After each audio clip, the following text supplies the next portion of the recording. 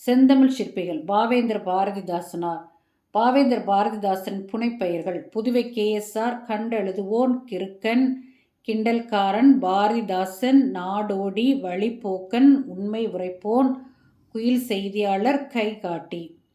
நடத்திய இதழ்கள்: புதுவை முரசு வார இதழ் 1930 முதல் 1931 வரை, ஸ்ரீ சுப்பிரமணிய பாரதி கவிதா மண்டலம் மாதாந்த கவிதை பத்திரிகை 1935, குயில் புத்தகம், குயில் ஒரு பெயர் பன்னூல், குயில் திங்கள் இதழ், குயில் தினசரி, குயில் கிழமை இதழ், குயில் திங்கள் இருமுறை என பல்வேறு வடிவில் இவர் குயில் இதழ் வெளிவந்தது.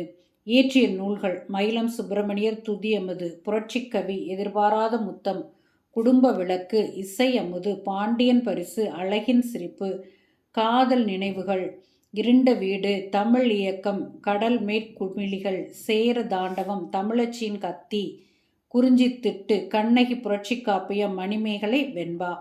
நாடகங்கள்: ரணியன் அல்லது இணையற்ற வீரன், நல்ல தீர்ப்பு, அமைதி ஊமை, அமைதி, சௌமியன், அம்மைச்சி, படித்த பெண்கள், சேரதாண்டவம், சக்திமுற்ற புலவர், இன்பக்கடல், கலைக்கூத்தியின் காதல், பிசிராந்தையார் 1967 சாகித்ய அகாடமி விருது பெற்றது. தலைமலை கண்ட தேவர், குமரகுருபர், ரஸ்புஸ்டின் ஆகியவை இவர் எழுதிய நாடகங்களாகும். இவருடைய சிறப்புகளையோடு தமிழக அரசானது ஒவ்வொரு வருடமும் பாவேந்தர் பாரதிதாசனாலின் பிறந்த நாள் விழா ஏப்ரல் 29 கொண்டாடப்பட்டு அரசு விழாக கொண்டாடப்பட்டு வருகிறது.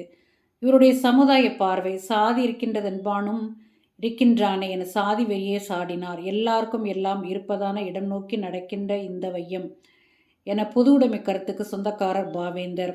மறைவு: 1964 ஏப்ரல் 21 உலக விட்டு மறைந்தார். அவர் மறைந்தாலும் அவருடைய மக்கள் கவிதைகள் இன்றும் மக்கள் மனதில் நீங்கா இடம் பெற்றுள்ளன. ஸோ பாவேந்தர் பாரதிதாசரை பற்றிய 2 வீடியோக்கள் பார்த்து பயன்பெறுங்கள். தேங்க்யூ.